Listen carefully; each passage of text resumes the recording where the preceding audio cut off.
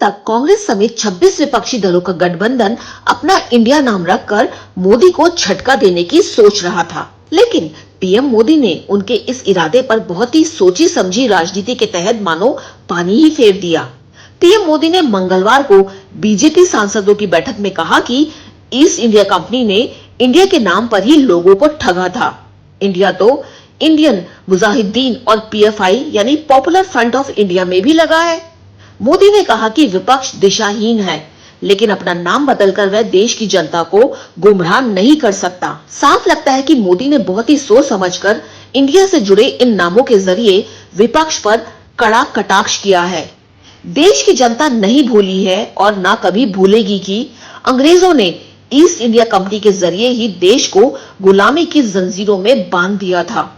लोग अभी भी देश में 2005 से लेकर 2014 तक मुंबई, दिल्ली, जयपुर, अहमदाबाद में हुए बम ब्लास्ट नहीं भूले होंगे, जिनमें सैकड़ों मासूमों की जान गई और हजारों के घर बर्बाद हो गए। इस आतंकवादी कारनामे को अंजाम दिया था इंडियन मुजाहिदीन ने। दिल्ली के बाटला हाउस में हुए एनकाउंटर को कौन भूल सकता है।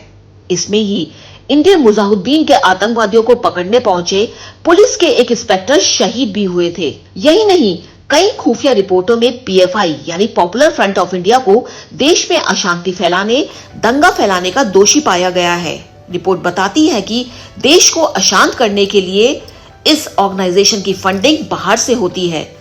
दिल्ली दंगों से लेकर सीएए के खिलाफ प्रदर्शन करवाने में इसका हाथ है और यही कारण है इस पर सरकार ने बैन लगा दिया है। मोदी ने शुरुआत की तो बस बीजेपी का हर नेता जैसे इसमें कूद गया। योगी ने कहा कि क्या कौवा हंस बनकर दाना चुग सकता है। मनोज तिवारी का कहना था कि यूपीए को छोड़कर नाम बदलने से क्या गलत काम छुप सकते हैं। रविशंकर प्रसाद ने भी विपक्ष पर जमकर प्रहार किया। कुछ बीजेपी नेताओं ने यह कहकर कटाक्ष किया कि आजकल तो इंडिया नाम जोड़ने का एक फैशन सा बन गया है। वैसे दूसरी तरफ विपक्ष के बड़े नेताओं ने भी मोदी की इस गुगली का जवाब देने में कोई कसर नहीं छोड़ी।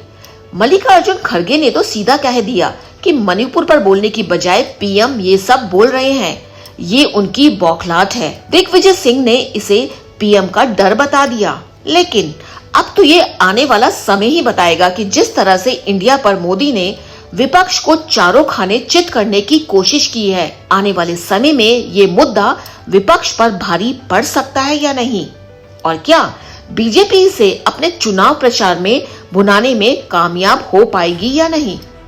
अनुजन रोहतगी, आई ऑफ ट्रुथ। हमारे चैनल आई ऑफ ट्रुथ को सब्सक्राइब कीजिए यूट्यूब पर, इसे फॉलो कीजिए फेसबुक पर, इंस्टाग्राम पर, ट्विटर पर और कू पर।